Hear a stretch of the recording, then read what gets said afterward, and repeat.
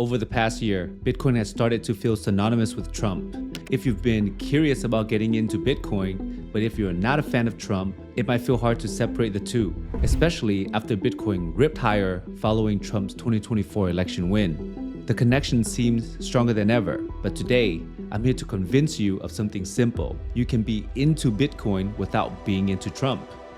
Give me a few minutes and I'll share some perspective that might surprise you. Let's get into it. If you're scared of what the US or even the world might turn into under the Trump administration, I would actually argue that it is even more important to hold Bitcoin under Trump. Although this administration is currently much more favorable towards Bitcoin than the Biden administration, which largely ignored the advancement of this technology and at times actively tried to suppress it, let's be clear. Bitcoin doesn't care about politics and it doesn't pick sides. It was created in 2008 for a fragmented world as a better form of money, the next evolution of a medium of exchange, a store of value, and a form of property that's incredibly hard to confiscate in the digital age. Today, it's increasingly possible that when you hold Bitcoin, you can carry it with you on a USB drive or even just in your mind through a simple set of words called a seed phrase and start over anywhere in the world. Your wealth becomes portable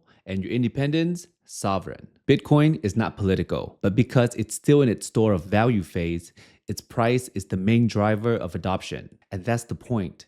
Anyone can participate, regardless of political belief, geographic locations, or economic status. To have a civilized society, we need strong property rights that includes everything from your material possessions, like your home, your savings, your tools, to your own body. Yes, even your bodily autonomy is a form of property. Think about slavery throughout history. That is the ultimate violation of property rights, when people were treated as things to be owned, bought, and sold. The harder it is for someone else to violate your property, the safer your society will become. Because most violence begins with the attempt to take or control someone else's property, whether it's land, money, labor, or even freedom. In a world that's becoming more unpredictable and volatile, Bitcoin is one of the hardest forms of property to seize or control. It gives you ownership that can't be erased by borders, governments, or banks. You don't have to own Bitcoin. It doesn't care if you do. But if you don't hold at least some of it right now, you're leaving your property rights in the hands of centralized institution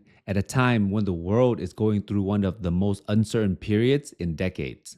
If the founding fathers had access to Bitcoin, they likely have embraced it, not as a political tool, but because it reflects core American values. Bitcoin stands for freedom from centralized control, sound money, and personal sovereignty. The same ideals that fueled the American Revolution, in many ways, is the modern expression of 1776, digital independence for a digital age. Anyway, thank you for your time and thank you for listening to my rant. My name is Luke and I'm a financial planner by day, and I hope to see you here next time. Have a good one.